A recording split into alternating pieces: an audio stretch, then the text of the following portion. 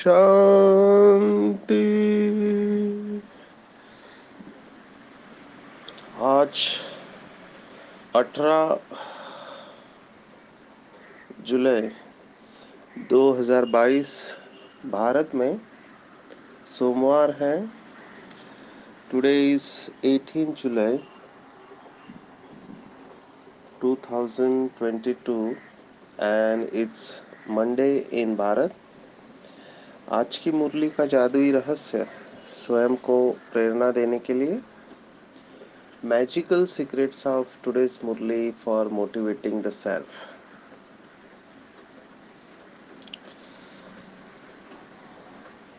आज की मुरली में से अगर एक शब्द, केवल एक शब्द हम बुद्धि में रखें, उसके ऊपर मनन चिंतन करें और हमेशा उस मोड में रहे, उस स्थिति में रहे, तो जीवन सहज ही श्रेष्ठ बन सकता है। और वो शब्द अंग्रेजी में हम कहते हैं ग्रैटिट्यूड, या हिंदी में जिसको कहते कृतज्ञता। जो आज बाबा ने कहा है कि प्राप्तियों को सदा सामने रखो। प्राप्तियां। पिछले 3 दिन से हम मुंबई में एक ट्रेनिंग ले रहे हैं जिसका नाम है Vihasa, values in health care a spiritual approach. तो ट्रेन द ट्रेनर्स का प्रोग्राम था। तो पहले 2 दिन हम लेते हैं और तीसरे दिन उनको हम खुद लेने को कहते हैं और हम उनको साक्षी होके देखते हैं कि वो कैसे ट्रेनिंग लेते हैं। तो उसके बाद हम उनको फीडबैक देते हैं। तो हमने क्या देखा, हम 2 प्रश्न पूछते हैं उनका सेशन जब वो कंडक्ट करते हैं तो, कि what went well and where do you think was the margin of improvement. माना आपने क्या अच्छा किया और क्या अच्छा आप कर सकते थे। तो जब भी हम ये प्रश्न पूछते थे कि आपने क्या अच्छा किया, तो हम उनसे ये रिस्पांस चाहते थे कि उन्होंने कौन सा पार्ट अच्छी तरह से प्रेजेंट किया ग्रुप के सामने। तो वंडर ये लगा कि हम उनको अच्छा क्या किया पूछते थे तो और उनका जवाब आता था क्या अच्छा नहीं किया।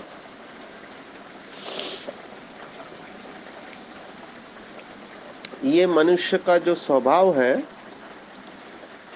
यही दुख का कारण है। At any given point of time मनुष्य के पास ये पर्याय होता है। हमेशा हमारे जीवन में कुछ अच्छा हो रहा होता है और कुछ कम अच्छा हो रहा होता है, लेकिन मनुष्य हमेशा उस बात के ऊपर फोकस करता है, चिंतन करता है जो अच्छा नहीं हो रहा है, और जो अच्छा हो रहा है उसको वो भूल जाता है। अभी ये अच्छी बात है कि जो अच्छा नहीं हो रहा है उसके तरफ ध्यान देना चाहिए, उसको इम्प्रूव करना चाहिए, इसमें कोई गलत नहीं है। लेकिन जो अच्छा हो रहा है उसको क्यों भूलते हैं। और सीक्रेट रहस्य हम देखते हैं, ये सिर्फ रहस्य की सीरीज है, तो ये सबसे बड़ा रहस्य है। अंग्रेजी में इसको कहते हैं where energy goes thing grows. माना जहां पर हमारी ऊर्जा जाती है वहां पर विकास होता है। वो बात बढ़ती है। तो हम देखना चाहिए हमें कि दिन भर में हमारी ऊर्जा किस डायरेक्शन में जा रही है, किस दिशा में जा रही है। लोग मंदिर में भी भक्ति मार्ग में ऐसे कहते हैं कि लोग मंदिर में किस लिए जाते हैं, कि तो भगवान से मांगने के लिए जाते हैं। क्या मांगते हैं? कि पैसा दे दो, लक्ष्मी से धन मांगते हैं, है ना, या बच्चा दे दो। जगदम्बा से बहुत सारी मनोकामनाएं मांगते हैं। बच्चा दे दो, पैसा दे दो, बंगला दे दो, गाड़ी दे दो, मांगते ही रहते हैं। तो देखो भक्ति मार्ग में भी अभी ये समझ में लोगों को आ रहा है कि भगवान के पास मांगने के लिए नहीं जाना चाहिए। भगवान के पास इसलिए जाना चाहिए कि उसने पहले से ही हमको बहुत कुछ दिया हुआ है और उसके लिए धन्यवाद देने को जाना चाहिए। मनोविज्ञान के अनुसार मनुष्य के दुख का एक ही कारण है और वो है तुलना। मनुष्य दुखी क्यों होता है? क्योंकि वो तुलना करता है कि इसके पास मेरे से ज्यादा है और मेरे पास इससे कम है। अगर आप किसी के भी जीवन को देखेंगे तो हमेशा कुछ लोग होंगे जो आपसे अच्छे होंगे और कुछ लोग होंगे जो आपसे कम अच्छे होंगे। तो हमारे सामने पर्याय है कि हमसे ज्यादा अच्छे जो है अलग अलग विषयों में, जैसे कि शरीर अच्छा है किसी का, किसी के पास धन अच्छा है, कोई ज्यादा पढ़ा लिखा है ना, किसी का घर बढ़िया है। तो हमसे अच्छे हैं ज्यादा, उनके बारे में सोचना है या हमसे कम भाग्यवान है उनके बारे में सोच। तो जब हमसे ज्यादा भाग्यवान है उनके बारे में सोचते हैं तो हम अपने आप को कम समझते, हीन समझते हैं। और जब हमसे कम अच्छे हैं उनके बारे में सोचते हैं तो हमको अच्छा लगता है कि हम कितने भाग्यवान हैं। तो ये हमेशा रहने वाले हैं, कोई आपसे ज्यादा भाग्यवान है, कोई आपसे कम भाग्यवान है। तो ऐसा हमेशा रहने वाला है कि आपको कई लोग भाग्यवान समझेंगे लेकिन आप खुद को भाग्यवान नहीं समझेंगे। इसीलिए बाबा ने आज के मुरली में कहा है कि बच्चे सदा प्राप्तियों को सामने रखो। प्राप्तियां माना क्या मिला है मुझे, संगम युग पर मुझे क्या मिला है, तो थकेंगे नहीं। क्योंकि जब प्राप्तियां नहीं हुई है ऐसा प्रतीत होता है तो थकते हैं। अभी आप इसके ऊपर फुल फुल डे इसके ऊपर आप अभ्यास कर सकते हैं कि केवल इस बात के ऊपर ही हम गहराई से जा सकते हैं। चेक करो कि हमारे पास जो कुछ भी है, स्थूल और सूक्ष्म, विनाशी और अविनाशी, दुनिया में कितने लोगों के पास है। आपको नहीं पता कि इस समय दुनिया में इतने सारे लोग हैं जिनको 2 वक्त की रोटी नहीं मिलती है। यस, 2 वक्त की रोटी नहीं मिलती है। आज भी जबकि ड्रामा समाप्त होने को आया है, बाबा के बच्चे ही कहेंगे, इनडायरेक्ट बच्चे, आत्मा है ना मनुष्य। तो हमने देखा आज भी इस पृथ्वी पर ऐसे लोग हैं जो कच्चा मांस खाते हैं, जो घास खाते हैं। आप सोचो, ये तो हमने देखा है इसलिए आपको सुना रहे हैं। हम गए थे अंडमान निकोबार में। अंडमान निकोबार आइलैंड है, आप सब जानते हैं, बंगाल के उपसागर में है। कलकत्ता और चेन्नई के से 1150 किलोमीटर समुंदर के बीच में है। 500 के ऊपर आइलैंड है। तो वहां पर खास करके निकोबार में अभी भी वो जो आदिवासी रहते हैं वहाँ के, एक तो वो बिल्कुल कपड़े नहीं पहनते हैं, बिल्कुल नंगे होते हैं, स्त्री और पुरुष दोनों, बच्चे भी। और दूसरा, उनके हाथ में भाला देखा जिससे वो शिकार करते हैं और जानवरों को मार के खाते हैं, ये जंगल में जो मिलता है वो खाते हैं। ऐसी ही हालत हमने देखा। अभी तो परिवर्तन आया है, लेकिन महाराष्ट्र में एक गढ़चिरौली डिस्ट्रिक्ट है जो आदिवासी और नक्सलाइट डिस्ट्रिक्ट कहते हैं, बहुत अंदर में है। तो वहाँ पर एक डॉक्टर प्रकाश आमटे करके हैं जिनके ऊपर मूवी भी बनी है, जिनको मैगासिस अवार्ड मिला हुआ है। तो उन्होंने अनुभव सुनाया कि जब वो आए थे तो वहाँ के आदिवासी जो है कच्चा मांस खाते थे, माना उनको पका के खाना ये भी पता नहीं है, क्योंकि कोई वहां तक पहुंचा ही नहीं था, ना गवर्नमेंट पहुंची है। तो आप सोच सकते हैं कलयुग का अंतिम समय, ड्रामा समाप्त होने को आया और इन आत्माओं की ये हाल है। उस डॉक्टर ने तो यहाँ तक सुनाया कि जब कोई जंगल में बीमार पड़ता है तो वहाँ कोई रास्ता नहीं है, कुछ नहीं है, तो एम्बुलेंस क्या जा सकता है, तो वो लोग क्या करते हैं, चारपाई में पेशेंट को लिटाते हैं और 4 लोग खड़े होते हैं, चारपाई को उठा के भागते हैं, 10-12 किलोमीटर भागते हैं, वो उसको लेके आते हैं। आप सोचो। तो अगर इनका जीवन देखो, इवन उड़ीसा में ऐसे है, घास खाते हैं, चूहे को मार के खाते हैं क्योंकि वहाँ अनाज नहीं मिलता। इतनी गरीबी है। अफ्रीका के देशों में अगर आपने सुना होगा, सोमालिया वगैरह, बहुत गरीबी है। वेस्टर्न सहारा, बहुत सारे ऐसे देश है जहाँ गरीबी है, जहाँ आखिर में चोरी करना पड़ता है। तो इनके मुकाबले में हमको तो बहुत सुखी है। एक मुरली में बाबा ने कहा था, भले अंतिम जन्म है बच्चे, लेकिन भीख तो नहीं मांगनी पड़ रही है, 2 वक्त की रोटी तो मिल रही है ना। तो देखो भगवान कितना ऑप्टिमिस्टिक है, कितना आशावादी है, कि कहता है बच्चे अगर 2 वक्त की रोटी मिल रही है आपको तो आप इस दुनिया में बहुत सुखी इंसान हो। अभी हमारे दुख का कारण क्या है, तो हमने श्रीमद् भगवत गीता में देखा, क्या देखा, काम एष क्रोध एष रजोगुण समुद्भवा। तीसरे अध्याय में 37वां श्लोक है कि रजोगुण से उत्पन्न कामनाएं जो फिर क्रोध का रूप ले लेते, यही दुख का कारण है।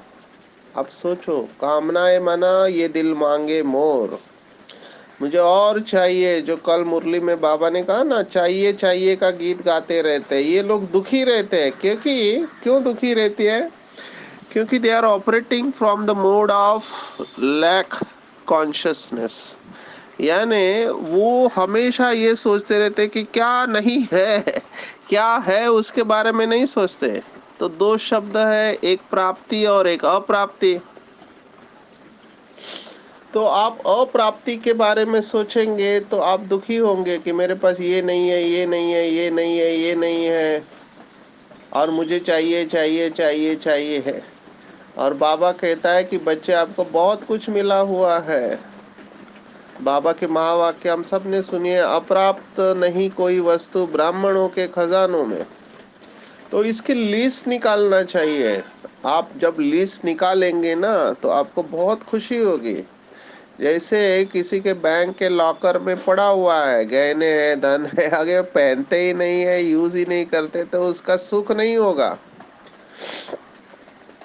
ऐसे ही हमको बहुत सारी प्राप्तियां हो चुकी है, सिर्फ हम उसके प्रति कृतज्ञ नहीं है, उसके प्रति धन्यवाद नहीं देते, इसलिए दुखी रहते हैं। तो लिस्ट निकालो, लिस्ट निकालो। हम एक सिंपल चीज आपको बताते हैं कि किसी का दांत दर्द करने चालू होता है तो केवल उसका ध्यान दांत के ऊपर ही जाता है और कहीं ध्यान लगता नहीं है। लेकिन इतने दिनों से उसकी दांत अच्छा काम कर रहे थे तो दांतों को उन्होंने धन्यवाद नहीं दिया कि मेरे दांत अच्छे। आप उनसे पूछो जिनके दांत खराब है या जिनके दांत ही नहीं है। आप अपने हाथों को कभी ये नहीं कहते कि थैंक यू वेरी मच। कि आप इतनी सहयोग मुझे दे रहे हो। हाथ है, हाथ की उंगलियां है, कितने काम हम उंगलियों से करते हैं, लिखना, खाना, खाना बनाना, गाड़ी चलाना, क्या नहीं करते।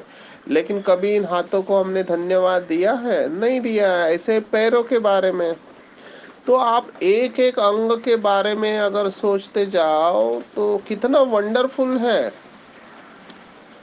एक आत्मा ने इसके ऊपर बहुत अच्छा आर्टिकल लिखा था कि ऐसी कोई भी मशीन दुनिया में नहीं बनी है जिसमें एक तरफ से रोटी डालो और दूसरे से खून निकले।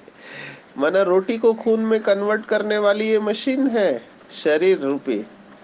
ऐसी कोई भी मशीन नहीं बनी है जिसमें इतने छिद्र है, जिसके अंदर 70% पानी है, और जो चमड़ी है उसके ऊपर हजारों लाखों छिद्र है, लेकिन वो पानी लीकेज नहीं होता है स्किन में से, लेकिन केवल पसीना निकलता है। तो ऐसी ये कौन सी मशीन है जिसके अंदर इतने छिद्र होने के बावजूद भी केवल पसीना ही निकलता है, बाकी पानी लीकेज नहीं होता है?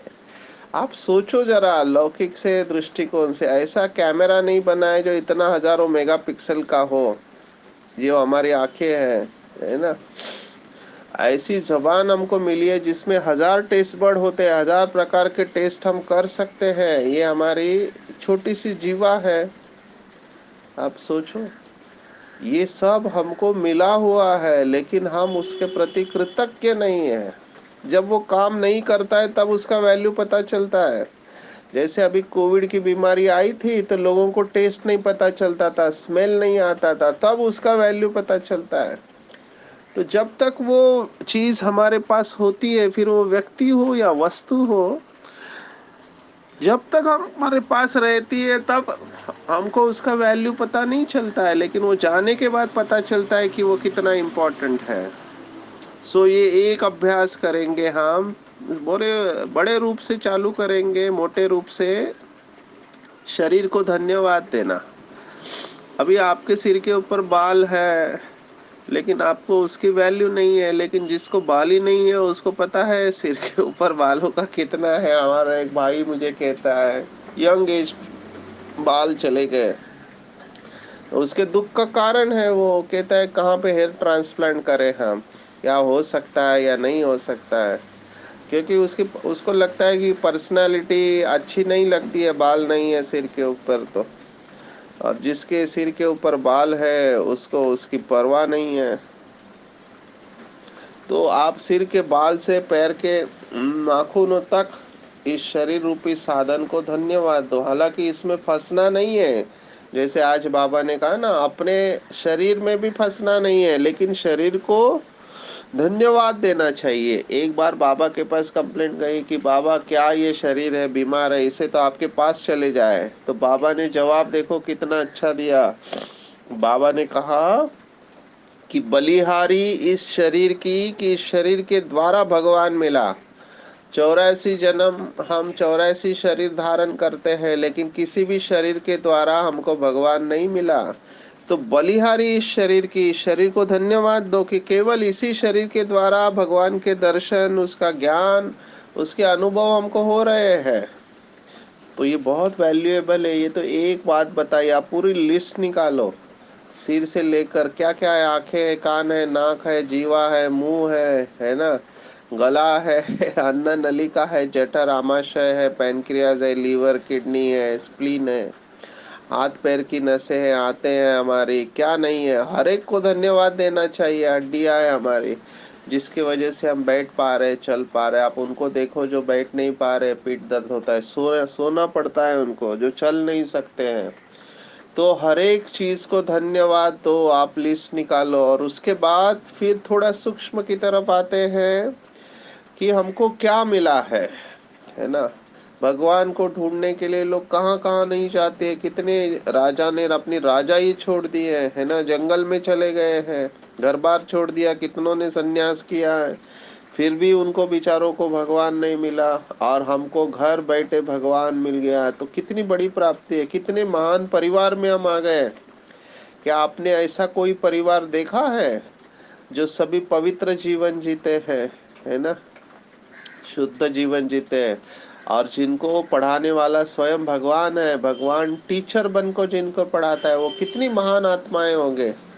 लौकिक में वो जो कोचिंग क्लासेस होते हैं उनको कितना नशा रहता है, हम इस कोचिंग क्लास में जाते हैं, इतना पैसा भरते हैं, या इस business school of management IIM IIT में पढ़ते हैं तो उनको कितना नशा रहता है, हम आईआईटी में पढ़ते हैं या मेडिकल में एम्स में पढ़ते हैं, उनको बहुत नशा रहता है।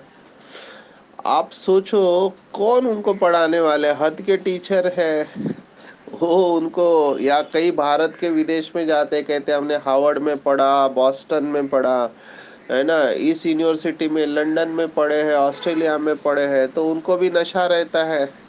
आप सोचो इस दुनिया के लोग उनको पढ़ाते हैं तो उनको इतना नशा रहता है, हमको पढ़ाने वाला कौन है? तो उनकी तुलना में हम कितने नशा में होनी चाहिए कि हमको स्वयं भगवान ज्ञान का सागर वो पढ़ाता है। तो कितनी प्राप्तियां हमको हुई है, प्राप्तियों की लिस्ट निकालो तो आपको बहुत खुशी होगी, है ना। रोज सुबह उठते ही किसको गुड मॉर्निंग करते हैं, है ना। दुनिया में लोग कहते हैं कि आज पता नहीं सुबह सुबह किसका मुंह देखा। हमारा मुंह कौन देखता है? सुबह उठते ही हमारे आंखों के सामने स्वयं भगवान खड़ा होता है, तो हमारा दिन कैसे खराब जा सकता है? असंभव है।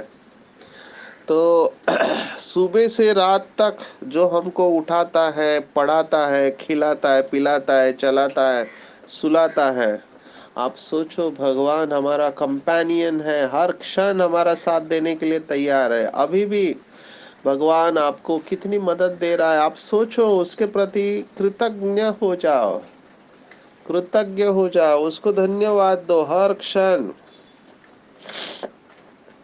कितनी प्राप्तियां, कितनी निगेटिविटी से बचाया। बाबा के नियम भी कितने अच्छे हैं, बाहर की कोई चीज नहीं खाने का। आज लोग बाहर की चीजें खा के बीमार पड़ रहे हैं, है ना।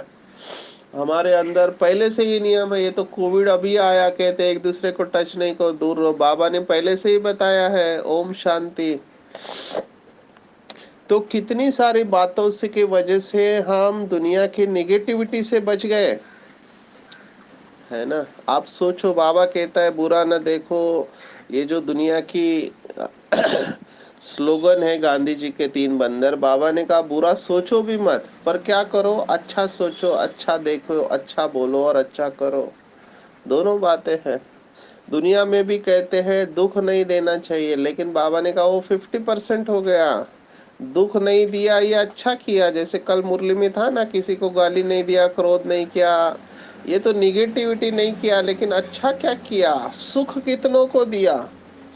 तो कितनी श्रेष्ठ पढ़ाई हम पढ़ रहे हैं। ऐसी कोई भी पढ़ाई इस समय दुनिया में नहीं है कि इस जन्म में पढ़ो और 21 जन्म राजा ही पाओ, नॉट पॉसिबल। जो आज बाबा ने कहा ना कि नजर से निहाल हम होते हैं, भगवान के नजर से निहाल होते हैं, अर्थात स्वर्ग के मालिक बनते हैं। कौन है इस समय दुनिया में जिसको भगवान की नजर मिल रही है? नहीं मिल रही है। तो हमको कितनी बड़ी प्राप्ति हुई है कि स्वयं ज्ञान का सागर जन्म मरण से न्यारा हमको आके इतनी श्रेष्ठ पढ़ाई पढ़ा रहा है। लोगों को नशा रहता है, हम आईएएस बन गए, आईपीएस बन गए, कंपनी सेक्रेटरी और क्या क्या, तो उनको बहुत नशा रहता है। और हम क्या बन रहे हैं? तो हम स्वर्ग के मालिक बन रहे हैं। तो कितना नशा होना चाहिए। बाबा ने एक मुरली में कहा था, कोई पूछे आपको कहाँ जा रहे हैं तो बोलना चाहिए नशे से। बाबा ने माताओं को विशेष कहा था कि नशे से कहो कि हम स्वर्ग के प्रिंस प्रिंसेस बनने के कॉलेज में जा रहे हैं। तो कितना नशा होना चाहिए हमको। तो ये प्राप्तियों की लिस्ट निकालो कि हमको क्या क्या मिला हुआ है। इतना बड़ा बाप मिला है, ऊंचे ते ऊंचे बाप की संतान, इतना श्रेष्ठ ब्राह्मण परिवार मिला है, और समय को वरदान है हमारे, हर क्षण वरदान है। ऐसा कोई व्यक्ति इस समय नहीं होगा जो एक कदम में पदम कमाए। इवन वो टाटा बिरला अंबानी जितने भी है, वॉरेन बफेट, या जो भी रिचेस्ट हुईज हु की लिस्ट में, उनकी भी इतनी कमाई नहीं होंगी जितनी बाबा के बच्चों की कमाई है। क्योंकि हम एक संकल्प करते हैं, कौन सा? विश्व की सर्व आत्माएं अनेक जन्मों के लिए सुखी हो जाए, बस। तो कितनी कमाई हमको होते, 1 सेकंड में हम कहाँ चले जाते हैं। बस संकल्प किया कि मैं परम धाम निवासी श्रेष्ठ आत्मा हूँ, उनके पास अभी तक ऐसा रॉकेट ही नहीं बना हुआ है कि वो 1 सेकंड में पृथ्वी से बाहर चले जाए, है ना। हमारे पास मन रूपी रॉकेट है, आत्मा रूपी रॉकेट है, सिर्फ संकल्प करते हैं और हम वहां पहुंच जाते हैं। संकल्प करते हैं और मूवी वर्ल्ड में पहुंच जाते हैं, जिसको आज बाबा ने 3 शब्द इस्तेमाल किए, टॉकी, मूवी और साइलेंस। तो एक संकल्प से हम इतना दूर चले जाते हैं। आज तक साइंस के पास ऐसा कोई भी साधन ही नहीं बना है, न बन सकता है भविष्य में, कि 1 सेकंड में परमधाम में चले जाए। तो कितने भाग्यवान है, समय का वरदान है, संकल्प का वरदान है, सर्वशक्तिवान बाप हमारे साथ है। तो ये सब प्राप्तियां हमको हुई है, तो इन प्राप्तियों के ऊपर दिन भर में फोकस करना चाहिए। और जब ये प्राप्तियां सामने होंगी तो कभी थकेंगे नहीं, निराश नहीं होंगे, उदास नहीं होंगे। थकना, निराश होना, बाबा ने मुरली में कहा ना, जहाँ कमाई होती है वहां थकेंगे नहीं। बाबा अपना उदाहरण देते थे कि रात को स्टीमर आती थी तो रात भर जागते थे, क्योंकि बिजनेस होता था। बिजनेस माना कमाई हो रही है। बाबा हमेशा मुरली में कहता है, जिसको मौका मिलता है, समय है, तो रात भर जाग कर बाबा को याद करो, है ना। तो बैलेंस में चलते हुए जितना कमाई होता है, तो कमाई वाले थकेंगे नहीं। थकते कौन है? जिनकी कमाई नहीं होती है वो थकते हैं। तो हर क्षण, हर संकल्प, हर श्वास हमारी कमाई हो रही है। तो कब होगी कमाई? जब हम प्राप्तियों के नशे में रहेंगे। बस एक ही बात। और ये रियलाइजेशन की बात है ना। मैंने थोड़ा विस्तार समय के अभाव से सुना दिया, क्योंकि आप लिस्ट निकालेंगे तो आपको पता चलेगा कि you are already a blessed soul. अंग्रेजी में कहते count your blessings, not curse. हम सबको आशीर्वाद मिले हुए हैं, बहुत आशीर्वाद है। तो उसको याद करके भगवान को धन्यवाद देना है। तो आज के बाद हमेशा इसको बुद्धि में रखना है कि I am a blessed soul. मुझे ऑलरेडी बहुत सारी प्राप्तियां हो चुकी है। सबसे बड़ा सम्मान बाबा ने जो कहा है, मास्टर सर्वशक्तिवान, पर उसमें थोड़ा बाबा ने अटेंशन दिलाया है। क्या अटेंशन दिला है? बाबा ने अटेंशन दिलाया है कि समय पर आपकी सर्व शक्तियां इमर्ज होनी चाहिए। अगर एक शक्ति भी कम होगी तो आप फेल हो जाएंगे। एक शक्ति, है ना। तो जिनको समय पर सर्व शक्तियां इमर्ज रहती है जिनके पास, वो धोखा नहीं खाएंगे, फेल नहीं होंगे, पास हो जाएंगे। तो सदा सर्व शक्तियों से संपन्न रहो। उसके लिए इसके ऊपर चिंतन चलना चाहिए। मुझे तो अष्ट शक्तियां बहुत पसंद है, क्योंकि हर वक्त ये रियलाइज होता है कि आठों की आठों शक्तियां काम आ रही है। जब भी कोई परिस्थिति आती है तो तुरंत परखना, निर्णय करना कि क्या करना है मुझे, सहयोग देना है या सामना करना है या सहन करना है या समाना है। तो तुरंत वो डिसीजन लेके ये चार में से कोई भी शक्तियां इस्तेमाल करते हैं कि समेटना है, समाना है, या विस्तार में रहना है या संकीर्ण करना है। तो ये अष्ट शक्तियां हर पल यूज करके हमको विजय मिलती है। आज बाबा ने विशेष अटेंशन दिला है कि साइलेंस में रहने का। क्यों साइलेंस में रहने का? क्योंकि बाबा को नीचे नहीं आना है, हमको ऊपर जाना है। अभी हम टॉकी दुनिया में है, फिर हम मूवी में जाएंगे और वहां से साइलेंस में जाएंगे। तो अटेंशन रखेंगे तो ये होगा। तो जहां जाना है वहां का देश, वहां का वेश परिधान करना पड़ता है। तो हमको साइलेंस में जाना है, तो अभ्यास करना है। बाबा ने एक मुरली में कहा था कि जितना आवाज से परिस्थिति का अनुभव करेंगे रहने का, उतना साइलेंस आपको और खींचेगा, है ना। और जो साइलेंस में रहते हैं और सचमुच में इसका अनुभव करते हैं, वो किसी को दुख कैसे दे सकते हैं? वो सच्चे सच्चे किंग फ्लावर बनते हैं, माना खुशबूदार फूल बनते हैं। और वो कांटों को भी फूल बनाने की सेवा में मस्त रहते हैं और उनका सभी से संग तोड़ एक एक बाप के साथ संग उनका जुड़ जाता है। शरीर से भी बुद्धि योग निकल जाता है क्योंकि वो अपनी ओरिजिनल अवस्था में स्थित रहते हैं। तो अनुभव करेंगे कि सर्व प्राप्तियों से संपन्न मैं आत्मा हूँ और बाबा मुझे नजर से निहाल कर रहा है। मेरे बुद्धि में ऑब्जेक्ट क्लियर है, मैं घर चलने के लिए तैयार हूँ क्योंकि सर्व शक्तियाँ हमेशा मेरी बुद्धि में है।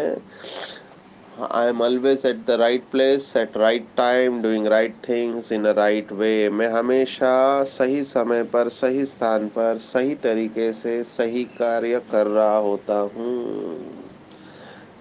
तो साइलेंस में रहकर बाप की याद में पूरी सृष्टि को नजर से निहाल करने की सेवा करनी है। आज 18 जुलाई 2022 आज की मुरली के ऊपर मेडिटेशन। अपने आप को बिल्कुल हल्का छोड़ देंगे। सिर से लेकर पाँव के अंगूठे तक संपूर्ण शरीर बिल्कुल रिलैक्स। ध्यान दो आंखों के बीच में। महसूस करेंगे इस शरीर से भिन्न चैतन्य शक्ति। इस शरीर की मालिक हूं मैं। मुझे शरीर से अलग बनना नहीं है, मैं हूं ही अशरीरी। सुख के सागर शिव बाबा की संतान परम धाम निवासी हूँ।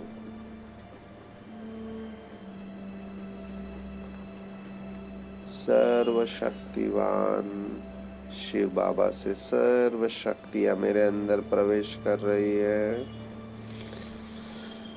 मैं आत्मा मास्टर सर्वशक्तिवान हूँ।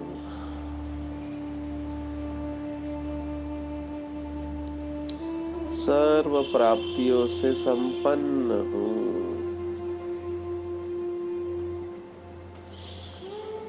मुक्ति धाम में परम धाम में स्थित हूँ।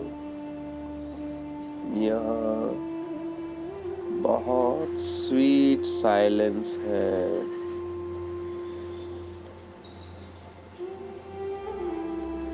मेरा स्वधर्म ही शांति है। शांति धाम में शांति के सागर के साथ मैं आत्मा मास्टर शांति की सागर हूँ।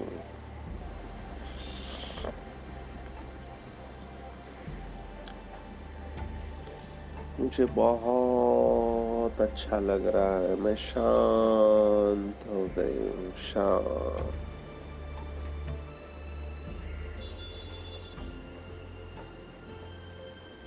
वाणी से परे निर्वाण धाम में स्थित हूँ।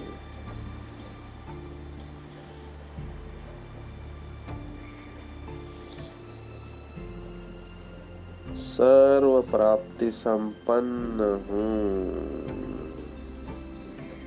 मेरी सर्व इच्छाएं पूर्ण हो चुकी है। मुझे अब कुछ भी नहीं चाहिए। पाना था सो पा लिया।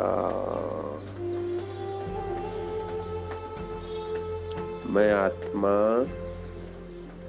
सर्वशक्तिवान बाप के साथ कंबाइंड हूँ। अपने घर अपने पिता के साथ मुक्ति की अवस्था में हूँ। बिल्कुल शांत हूँ, प्रसन्न हूँ।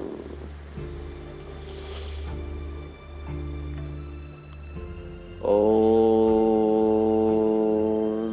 शांति शांति शांति।